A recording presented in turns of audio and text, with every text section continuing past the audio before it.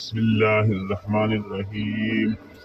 سورہ الفاتحہ کا عمل بدن کا درد ہو یا بخار، کینسر ہو یا پھر کالا ارکان، فالج زکام، ہر طرح کی چھوٹی بڑی بیماریوں کے لیے سورۃ فاتحہ کا عمل نہایت ازمودہ ہے۔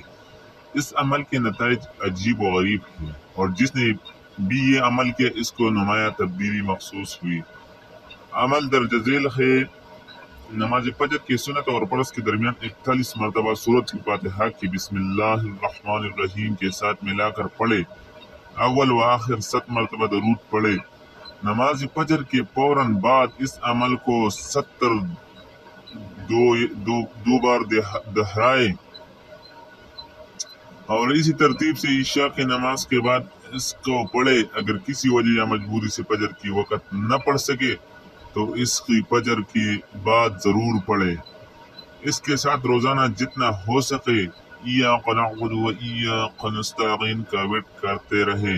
اس عمل کی برکت سے آپ کی کاروبار میں اضافہ ہو جائے گا، غیب کی طرف سے آپ کا رزق بڑھ جائے گا، ہر طرف سے خوشی ہی خوشی ملے گا انشاءاللہ۔